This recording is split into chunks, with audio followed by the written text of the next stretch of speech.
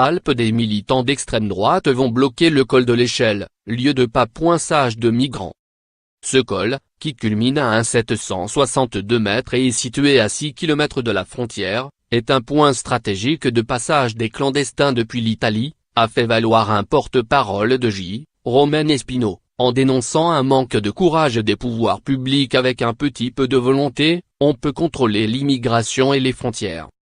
Le groupe de militants, composé majoritairement de Français, compte aussi des Italiens, Hongrois, Danois, Autrichiens, Anglais et Allemands. Après une ascension commencée après 9 heures, en raquette sur la neige, ses membres prévoient de matérialiser une frontière symbolique à l'aide de grillages en plastique de chantier et de passer la nuit au col.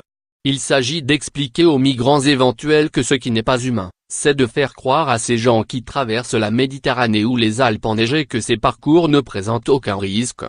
C'est faux, a déclaré Romain Espino. Ils ne vont pas trouver l'Eldorado, c'est immoral.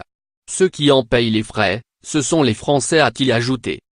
Depuis un an, les Hautes-Alpes connaissent une augmentation exponentielle d'arrivées de jeunes, majoritairement de Guinée, Conakry, et de Côte d'Ivoire, pourtant première puissance économique d'Afrique de l'Ouest. Ces nationalités arrivent loin devant celles des autres migrants, très majoritairement ouest-africains. Selon la préfecture, 315 personnes en situation irrégulière ont été refoulées vers l'Italie en 2016 et un 900 en 2017. Lire aussi. Dans les Alpes, auprès des migrants, on va redescendre des cadavres, un de ces jours.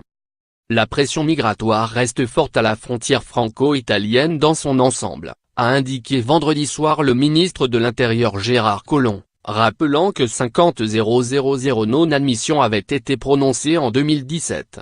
Nous avons décidé de renouveler les contrôles aux frontières pour 6 mois, a-t-il ajouté devant les députés lors des débats du projet de loi Asile-Immigration, texte très controversé qualifié à la fois de petite loi par les Républicains et d'inhumaine par la gauche. Lire aussi.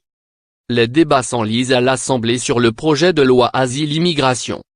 Fondé en 2012, Génération Identitaire, J, avait affrété en juillet 2017 le navire Seastar dans le cadre de sa campagne Défends Europe en Méditerranée, pour dissuader les ONG de secourir les migrants en mer.